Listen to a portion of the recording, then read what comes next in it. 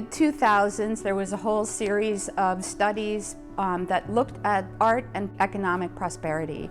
And there was maps and there was all kinds of statistical details that showed that in the Kansas City metropolitan area, there's certain paths of where venues are, where art studios are, where programming that support artists are.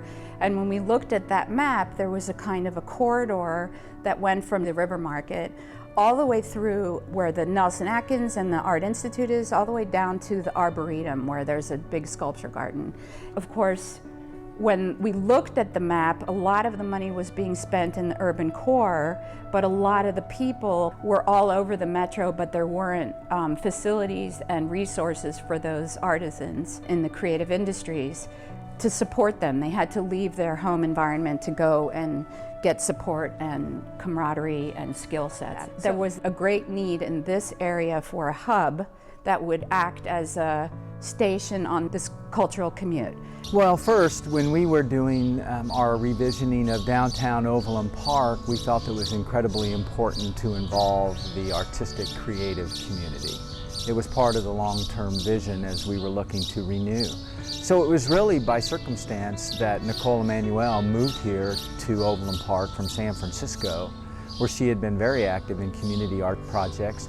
And she came and approached the city manager, me at that time, and the planning director, and we discussed how we could incorporate the creative class economy and an artistic spirit through downtown Overland Park, which we felt was very important for its success. So in the past 10, 12 years, there's been a field called creative placemaking. It is now a fully studied, fully recognized planning field where there's an intersection between government, community, and arts. And if a city is interested in looking at how their arts are in their community, every community has a very different indigenous nature. Some communities are very about film and photography, and some are very about clay and sculpture, and some are very craft, and some are very fine arts or jewelry. And so the first thing you need to do is you need to take an asset evaluation, and you need to do like a listening about where people are at,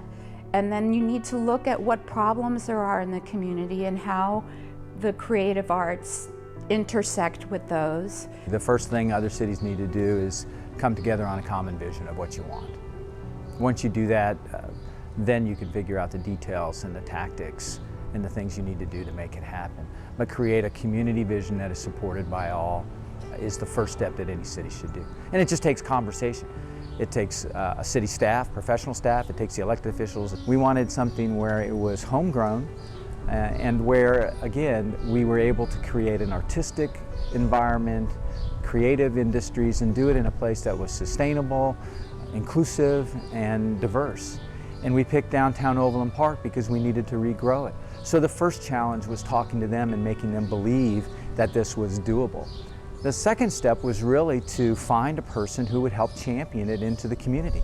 That's when Nicole stepped in, again, just by chance. Out of the blue, Nicole Emanuel showed up. The third step was to do some legislative activities, create a cultural district downtown, which we did, and established downtown Overland Park as a cultural district for Overland Park.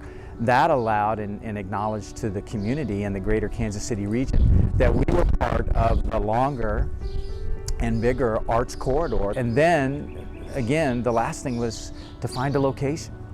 And Nicole had picked the old post office.